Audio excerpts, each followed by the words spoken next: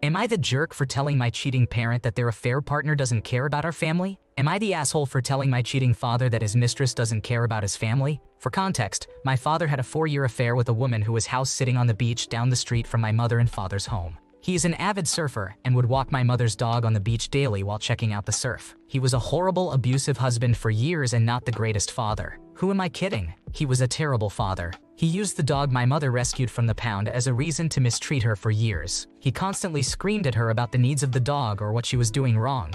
He called her a fat, lazy woman who couldn't even walk the thing. Anyway, he was terrible to her. She became an alcoholic because honestly, who wouldn't be treated like that? He isolated her from everyone, talked poorly about her constantly to anyone who would listen, and strategically sold off every asset they had during their 45-year marriage so he could divorce her and take everything. He succeeded. She had no will to go on with all the nonsense he pulled, so she signed. He cornered her when she was drunk and alone, and that was that. He came out to visit and tell me, I had already known for years, he had no idea about his affair partner. I voiced my displeasure with the fact that his piece of shit affair partner wanted to get married on my mother's birthday. I told him that obviously she doesn't care about his family if she wants to get married on his ex-wife's birthday. He heard me out when I explained how narcissistic and deranged the idea was. He said something about it being a special date to her. I stood my ground. Apparently, he followed up with her about my concerns because I later got an email from this woman talking about how sorry she felt for my mother and her struggles. But this was a special date between her and her dead grandmother. I told my father I got her email and not to let her contact me again because it just showed how trashy and gross she truly is. Having an affair with a married man for 4 years just to turn around and marry him on the ex-wife's birthday. I swear this can't be made up. I wish I was this creative, but it's real. Anyway, after telling him that she obviously does not care about his kids or family, and that the one way to make sure none of us attended this sham of a wedding was to have it on my mother's birthday, he hung up and had time to think about what I said. The next time he called, the conversation went something like this. Him, about what you said about insert mistress name. Me, Dad, I stand by every word. Him, shut the fuck up. Me, fuck you, and I hung up. We haven't spoken in over a year. Oh, and he did end up getting his hands on the dog.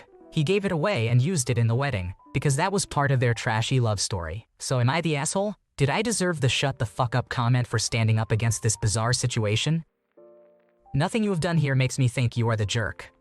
You come across as very strong and confident, and I'd even say you are a survivor of what you've been through. Stand strong and don't have anything to do with this toxic couple. Hopefully, your mom can recover from this and become stronger. Would I be the asshole if I refused to go on a trip with our family friends? I've known these family friends for a really long time, basically since preschool. 2 of them are important for this story, so let's call them Margot and Adrian. Both are 22 years old. There was never any weirdness between our families since we routinely saw each other every year until around the beginning of high school. Then it started to become less and less frequent. Adrian, Margot, and I had started college at this point.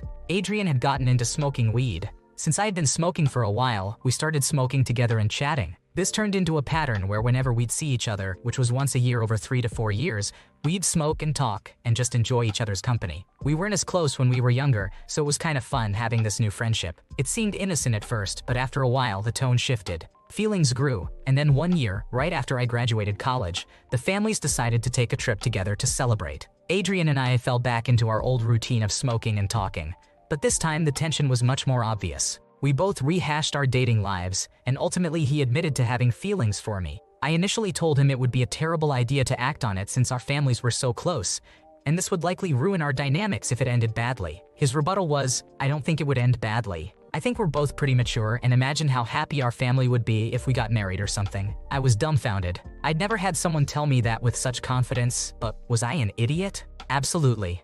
I decided maybe the risk was worth it. To keep this brief, he and I snuck around, got caught by Margot, and the trip ended on an awful note where Margot couldn't even look at me. She and I ended up calling a few days later to talk through everything. I made it clear to her that what happened between Adrian and I wasn't a reckless hookup because that would make the risk to our families completely pointless, in my opinion. I ignorantly assumed that our long history together would have made Adrian view me in a higher regard, or at the very least consider the situation we had put ourselves in. Not even 2 days later, I received a lengthy text from Adrian saying he thought we were moving too quickly and he wanted to end it. I was speechless. I felt angry, betrayed, and humiliated. He made me feel like I was pressuring him into something when we hadn't even had a definitive conversation on what we were. I also felt confused. What was this all for? It's been almost a full year since I last saw Adrian. My mom wants to put everything behind us and do another trip with their family this weekend.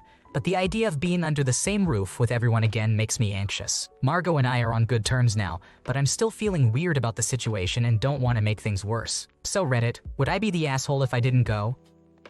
In my opinion, you have done nothing wrong here. Something sounds off about Adrian. Being pushy about getting together and then blaming you when things get awkward is really strange behavior. Either way, I don't see the trip being anything other than painfully awkward. Am I the jerk for calling out my sister-in-law for her cat's behavior? My wife, a 34-year-old female, and I, a 36-year-old male, spent this past weekend visiting her sister, Meg, and her sister's fiancé, Kevin. My sister-in-law and her fiancé are preparing for their wedding this summer. Since my wife is the maid of honor, we visited them so that the two of them could go over some things. Meg and Kevin have 2 cats. One of them they regularly let out into their backyard, which is not fenced. They just let her roam wherever she wants. While we were there, this cat brought back no less than 4 birds. Meg and Kevin just laughed this off as if this was a very common occurrence. They joked about their cat single-handedly keeping the bird population in their area in check, as if that is a thing that is ever needed. At least 2 of the birds that their cat brought back were migratory birds. For anyone who does not know, a lot of these migratory birds are protected species. Yes, Meg and Kevin are not going after these birds themselves, but they seem to have no problem at all that their cat routinely takes down protected species. I brought this up to them after the cat brought the 4th bird home. Meg and Kevin were joking about it as they did every other time, and I finally spoke up. I told them that what their cat is doing is detrimental to protected bird species, and that they are basically being willingly supportive of a neighborhood menace. I told them that if it was them doing this and not their cat, they would be subject to legal consequences. Kevin, for his part, seemed genuinely surprised and said he never knew about such a thing for protected bird species. Meg, on the other hand, got extremely defensive and started coming after me. She told me I must hate cats or know nothing about them because this is just typical cat behavior. I told her that if her cat is bringing birds home this often and they are doing nothing to stop it and keep letting the cat outside, they are either being willfully ignorant of what their cat is doing, or are just being jerks by not seeming to care at all. I told her that I guarantee all of their neighbors who have bird feeders in their yards hate their cat. It is not like this is a normal part of the native ecosystem. It is a pet going after wild animals for sport. Meg kept trying to defend her cat, and it started to spread into personal insults against me. At that point, my wife stepped in and tried to calm things down. Meg was not having it and told my wife that next time she comes to visit, I should just stay at home. On our way home, my wife actually got upset with me for calling Meg and Kevin out for what their cat is doing. She said I should have just kept my mouth shut since we were guests in their house, and their cat is not doing anything to anyone. I asked if she is seriously defending them over this, and she told me I am making a big deal out of nothing. Now I am no longer welcome in her sister's house. You did nothing wrong here. Studies show that pet cats have a massive impact on bird populations, and there's no pressing behavioral need for domestic cats to be outside. Indoor-outdoor cats also have about half the life expectancy of indoor-only cats due to various dangers like cars and predators. If they insist on letting the cat outside, they should supervise it or take measures like using a bell or scrunchie to protect the birds. Am I the jerk for not including my mother-in-law in my Mother's Day plans? My husband, a 33-year-old man, and I, a 33-year-old woman, have been married for almost 10 years. We have 2 children, ages 6 and 3. Prior to having kids, we would celebrate Mother's Day and Father's Day separately with our own parents. Since having kids, it has generally been that we celebrate each other in the morning, then do lunch with his parents and dinner with mine. The issues with this are that I am always the one making plans, figuring out where and what to eat, determining what time works, organizing presents, and buying flowers. My husband does not organize anything with his parents on his own. It is also exhausting trying to organize the kids for 2 outings in one day. On top of that, when we are at his parents' house, I am cooking, cleaning, serving, and putting things away. It is tiring, and I'm so over it. Back in April, I told my husband all this and said that this year, I would rather have our parents come to our house for dinner. That way, everyone can see each other, we don't have to fuss with getting the kids out the door, and we get more time in the morning to enjoy the day to ourselves. I suggested that on Mother's Day, the men can cook and clean, and on Father's Day, the women will do the same. My husband said that sounded like a great idea and apologized for how tiring these holidays have been until now. He asked if there was anything specific that I wanted to eat, and that was the last I heard about it from him. On Mother's Day, he asked me when everyone was supposed to be arriving. I told him I had told my parents to come for 5:30. He said, "Okay. What time did you tell my parents to come for?" I told him I didn't invite his parents. He asked why not, and I said because they're his parents. He didn't invite my parents, so why would I have invited his? He said it was implied that I would do it because that's how it's been every year, to which I said that he should have been doing it himself all those years. He got upset and went back to cooking. After my parents arrived, he excused himself to get changed and asked to talk to me. He told me he was really upset about me excluding his parents, and I told him he was at fault for them not being there. I said he could call them now and invite them over, so he did. After dinner, my mother-in-law pulled me aside and asked if she or my father-in-law had done something to upset me. I said of course not. Why would she think that? She said because they were invited so late, she assumed I didn't want them there. I apologized for making her feel like that and explained what happened, and she seemed very relieved. I don't think I am in the wrong here, but my husband still maintains that I should have invited his parents or told him to do it. The only reason I can see that would make me the antagonist is that his mother must have felt so awful for most of the day because nobody reached out to her. Am I the antagonist? Your mother-in-law knows the score and likely feels a little hurt, but understands why and how the situation occurred. Kudos to her for handling it with you in a forthright way. Your husband acknowledged how exhausting it is to plan everything for both sets of parents and agreed to a change for the future. Yet he still expected you to continue the mental load, which is totally unfair. In my opinion, you have done nothing wrong here. Am I the jerk for not taking back my girlfriend who is an orphan because she made my life miserable? I, a 27-year-old male, got into a relationship with a 26-year-old female 2 years ago. Everything seemed great. We clicked on so many things, but there were some things about her that were very weird. She had lost her mother when she was 15 years old and lost her father 10 months before I met her. She had 5 younger siblings, all teenagers, and she was working to support them financially while taking care of them all. They lived with her, which I greatly respected. She had random outbursts where she would start crying. I always tried to calm her down and make her feel better. She was under immense pressure and living hand to mouth, considering all the expenses of her siblings. I also tried to help her out financially, but she mostly refused, saying that accepting help from me would damage her self-respect. Our first few months together felt like a blessing. I couldn't believe I had found such an amazing person.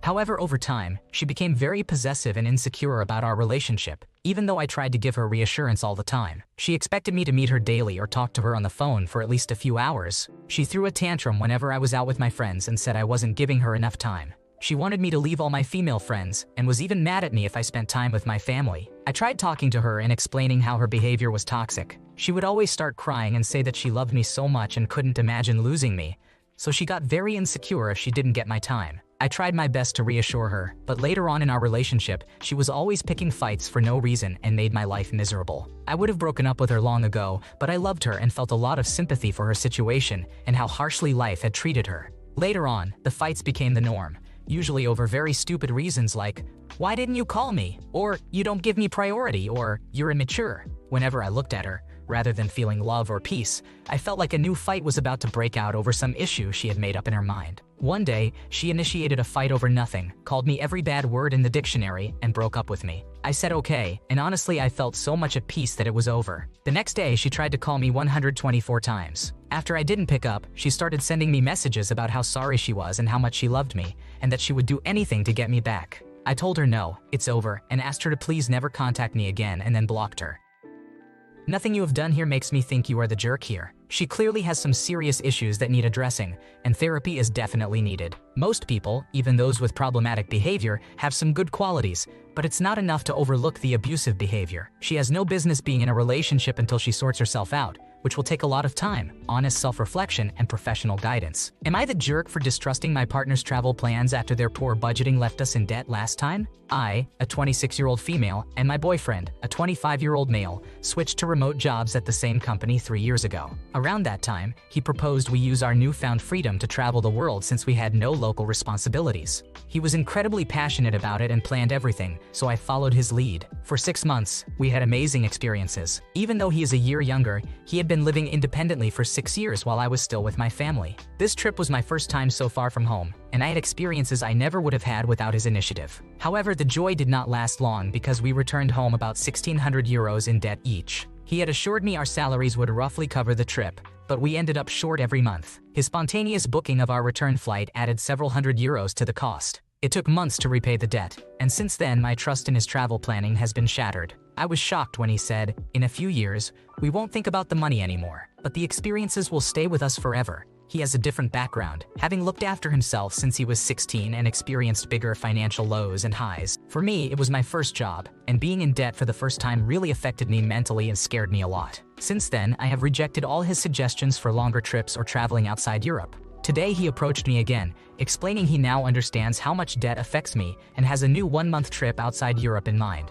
He claimed he would ensure this trip stayed within our budget and emphasized that he wanted me to focus on our fond memories rather than the debt. He listened to my concerns and even reviewed our past finances to find ways to save money this time. He admitted his mistake with the spontaneous return flight booking and promised to book both flights together this time. Despite his efforts, I did not want to approve the trip because I am still disappointed by his previous recklessness. He also seemed to expect gratitude for planning everything during the first trip, which he never received because I was too angry about the aftermath. He appeared very disappointed by my rejection and lack of thanks. He reminded me we were both young and that he had learned a lot about travel planning and my needs, acknowledging how important financial stability is to me compared to him. His attitude made me angry and I told him, I wasn't just young, I was also stupid. Stupid to blindly trust you. This hurt him deeply and he was speechless for a while. I believe my concerns are valid, as his prioritization of adventure over stable finances still worries me. However, his reaction makes me question if I might be the asshole here. At the age of 22, he took care of all the planning and budgeting for international travels for 6 months, and only exceeded the budget by €1,600 a year. A lot of the overage was due to last-minute flights back home, which is understandable. While having different preferences and priorities in life is normal, lashing out at him seems unwarranted. It's important to recognize the effort and miracles he pulled off, and maybe reflect on how to contribute positively. Thanks for watching. When you subscribe, make sure to hit the bell to turn on notifications so you never miss a video. To finish listening to all the stories, check out the playlist in the description.